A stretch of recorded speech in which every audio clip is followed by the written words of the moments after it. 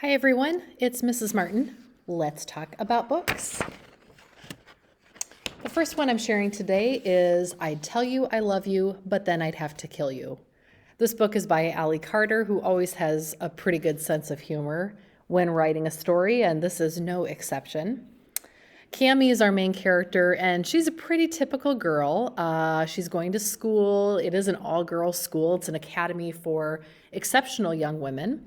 And this all-girls school does seem like your fairly typical school. That is, if every school taught advanced martial arts in PE, and I don't know, the latest chemical warfare in science. Cammie is not exactly your typical girl in a lot of ways. Turns out that she's fluent in 14 languages, and she is capable of killing somebody in 7 different ways. Yep, not most, high schoolers or, upper middle schoolers would be able to do that. So she has no idea what to do when she meets an ordinary boy who thinks that she's an ordinary girl. And that's exactly what happens in this book. She meets this guy she is interested in, and he's interested in her, but she can't tell him all the things that she knows. She is training to be a spy. That's what this school trains girls to do.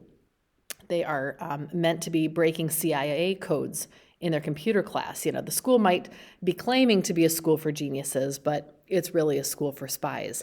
She's not supposed to tell anyone that, of course.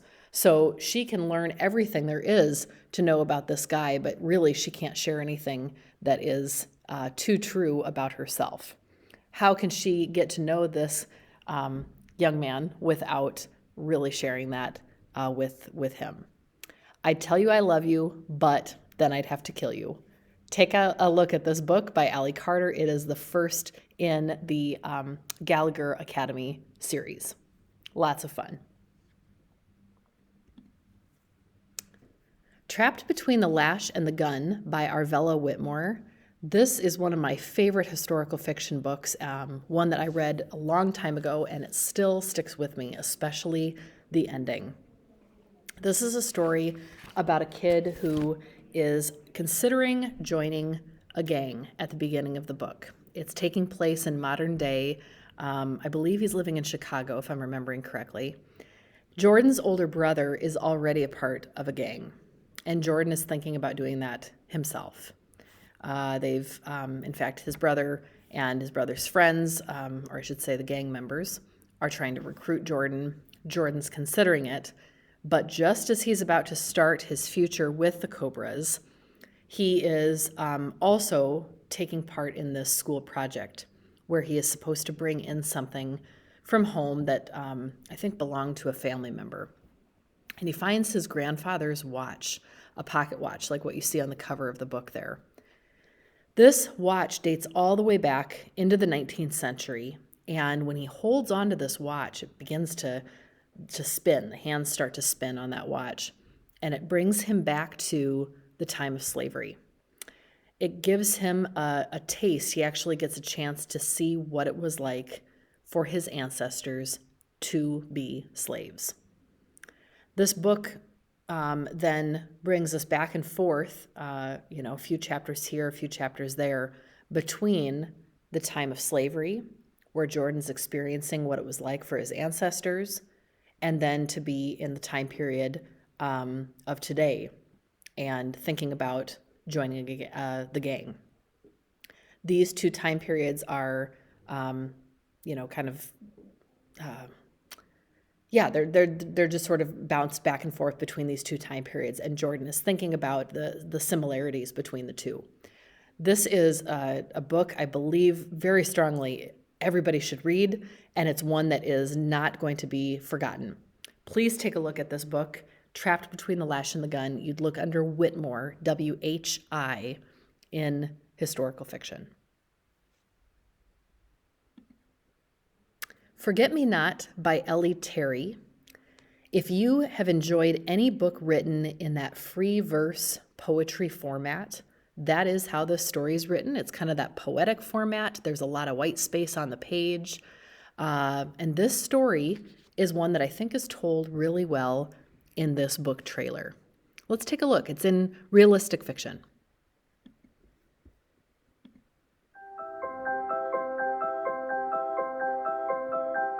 It would be nice to stay in one place, long enough to make a best friend, to keep a best friend. But every time Mom breaks up with one of her silly boyfriends, it's grab the keys, pack the car, hit the road, and don't look back. She doesn't seem to understand how hard it is for me to start over. New school, new neighbors, new group of strangers watching me tick. They didn't used to be so bad. The ticks, I mean. Just simple stuff like twitching my nose, tensing my arms, and then quietly to myself. Now that I'm 12, my Tourette's is a lot harder to hide. But I have to try, because who knows? Maybe this time things will work out. Maybe this time we'll stay right here, long enough for me to fill the gaping hole inside my heart, the gaping hole where a friend should go.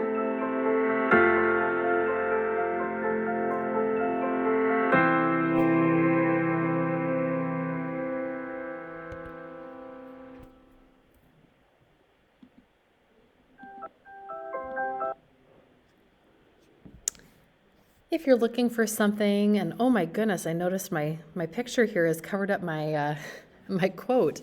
Anyway, if you're looking for something also fairly realistic, like Forget Me Not, but with a little bit of fantasy thrown in, try out 11 Birthdays by Wendy Mass. It is Amanda's 11th birthday, and it is also her best friend Leo's 11th birthday, but they're on the outs. They have been arguing lately, and they've had kind of a big falling out, and the two of them haven't been speaking. So even though Leo and Amanda usually celebrate their birthday together every year, this year is different. Amanda can't wait for her 11th birthday to just be over and done with, right? Just open the presents, eat the cake, have the party, call it a day, and let's move on, because this birthday is not like all the rest of them. Everything's going wrong. She has the birthday. She wakes up the next day thinking, thank goodness it's just behind me. And turns out the presents are still wrapped and the cake is uneaten. It appears as though her birthday didn't happen the day before and she has to experience it again. Or maybe it did happen and she has to have it another time.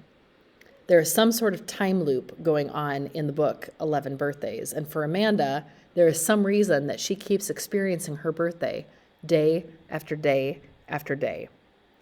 Only through time and friendship and a little luck is she going to get out of this time loop. And you've got to read the book to find out how it's going to happen. Might sound like a great thing, right? Have a birthday and then another birthday and another birthday.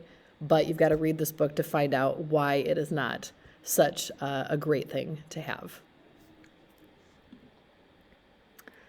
The Puzzling World of Winston Breen by Eric Berlin. This is a mystery story, really a lot of fun if you are someone who read Mr. Lemoncello's Library, if you've read a lot of Stuart Gibbs books where you're kind of putting clues together. This reminds me a lot of that, and this is a nice quick read. This story is all about puzzles. It is all about putting clues together. It's about ciphers, the little picture puzzles. And in this story, Winston really thinks that the only thing better than, discovering a puzzle is stumping someone else with it, right? Showing them the puzzle and them not being able to get it themselves. His sister comes across some mysterious strips of wood that have letters and numbers on them. And even Winston, kind of this puzzling genius, himself cannot figure it out. And pretty soon, the whole family, along with some friends, it becomes sort of this giant group, are caught up in this mystery. They're trying to solve this scavenger hunt that is going to lead to thousands of dollars if they can solve the riddles. Along the way in this book, the part I loved was that, every few pages or every few chapters, you're getting more and more puzzles yourself to try to solve.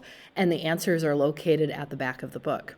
So you can solve the puzzles along with them. If you get stumped yourself, you can look at the back and give yourself some hints to figure out what's going on, but you become a part of the treasure hunt along the way. Take a look at this one. It's by Berlin in mystery, and it's a lot of fun. The last one to share with you today is a nice, quick, skinny read in adventure. This is one of the books that, you could practically skip right by because it's such a skinny book on the shelf. P.J. Peterson writes this one called Wild River about a set of brothers. Two brothers who, on paper, look really, really different from each other. Ryan is not really great at sports or outdoorsy stuff. He's kind of the kid who'd rather be home playing video games. If you ask him to go do something outside, he'd probably say, nah, I'm good. Tanner, his brother, is a really experienced outdoorsman, right? He camps all the time, he kayaks, he fishes, he does all these things. So Tanner convinces Ryan to go with him, and he says, you know what, this is going to be a really easy trip. We're going to kayak, we'll, catch a few fish, we'll roast some marshmallows, it'll be fun. And he talks Ryan into it, reluctantly. Well, the river is higher than it usually is, and the kayaking turns out to be pretty scary, even for Tanner, who's really experienced. And Tanner isn't worried, and yet you can tell in the description that things are not going so hot. Soon after, he gets pretty badly hurt, and it leaves Ryan alone and afraid, and recognizing that he's going to have to put some of his own skills to use to get them out of a pretty bad situation. What do you do if you are someone who has only relied on, video games for taking risks? That's the kind of danger that you know, and now you are in real life danger and having to get yourself into a safe situation. Read this book, Wild River. Nice short chapters, a really quick read, full of excitement and suspense. Find out whether or not these two brothers, find their way back to safety, and how Ryan manages to help out in that situation. Peterson is the author, and look in adventure. I've shared a few books with you today that I hope you'll be adding to your growing list of books to read. And as you are now getting to know, in the library, we often have some of these books here, and some of the books are sometimes checked out. So please always keep in mind you can look back to other books that maybe weren't around before. I hope that you'll take a look at the authors. Some of these authors have written lots of other books, so even if one of the titles isn't here, you can always search up others by them. Of course, use the library catalog for searching topics or other things that you might like to look at. And when you come down, take a look at our displays too. Thank you so much for your attention. As always, happy reading.